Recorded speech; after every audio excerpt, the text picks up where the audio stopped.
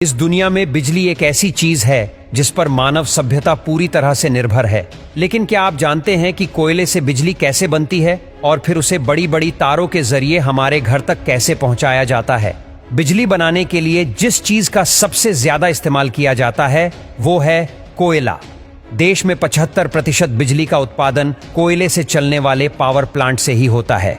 1000 megawatt का कोल plant एक दिन में 9000 टन से भी ज्यादा कोयले का इस्तेमाल करता है। यानी कि अगर एक मालगाड़ी में 100 टन कोयले के 90 डिब्बे हैं, तो उस पूरी मालगाड़ी का इस्तेमाल एक ही दिन में हो जाएगा।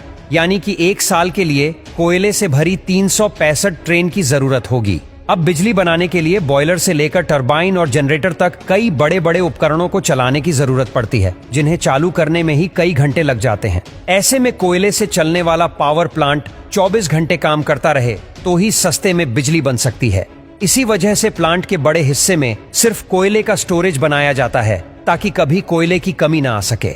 जब मालगाड़ियां पावर प्लांट्स के बेशकीमती खजाने यानी कोयले को लेकर प्लांट में पहुंचती है, तो एक एक करके सभी डिब्बों को अलग किया जाता है और पानी के फव्वारे के नीचे से गुजारा जाता है, जिससे कोयला थोड़ा गीला हो जाता है, ताकि जब आगे डिब्बों को पलटने की बारी आए तो डस्ट ना उड़े।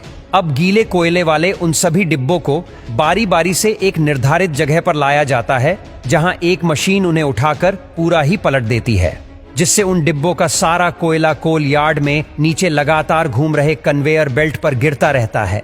अब इस कोयले को फिर से कन्वेयर बेल्ट की मदद से जरूरत के अनुसार बाउल मशीन में भेजा जाता है, जो इन छोटे मोटे पत्थरों के रूप में एक दूसरे से चिपके कोयले को क्रश करके पाउडर का रूप दे देती है। इसके बाद इस ब्लैक पाउडर को कन्वेयर बेल्ट के जरिए ही विशालकाय बॉयलर में भेजा जाता है, जहां यह कोयला तुरंत आग पकड़ लेता है। अब पूरी तरह से जलने के बाद कोयले की जो भारी राख होती है वो नीचे गिर जाती है और जो हल्की राख होती है वो ऊपर उठती है। इस राख को फ्लाई ऐश कहा जाता है और इसे चिमनी के जरिए फिल्टर करके वातावरण में छोड़ दिया जाता है। अब कोयला जलने की वजह से जो आग बनी थी वो बॉयलर से होते हुए उस क्षेत्र में पहुंच जाती है जहां काफी ज्यादा वाटर ट्यूब्स होती है, जिनमें पानी भरा रहता है।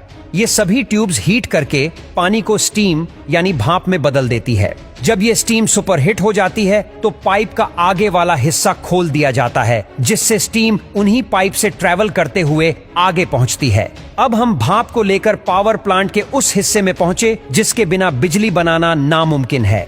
जी हाँ, हम बात कर रहे हैं टरबाइन की, जो पाइप से निकली स्टीम यानी हाई प्रेशर वेपर की मार खाते हुए तेजी से घूमने लगती है। अब टरबाइन के घूमने की वजह से एक हाई मैकेनिकल एनर्जी जनरेट होती है, जिसे तुरंत एक बड़े जनरेटर में भेजा जाता है और इसी मैकेनिकल पावर की वजह से उस जनरेटर की मैग्नेटिक फील्ड डिस्टर्ब हो जाती है और उनमें इलेक्ट्रिसिटी जनरेट होने लगती है।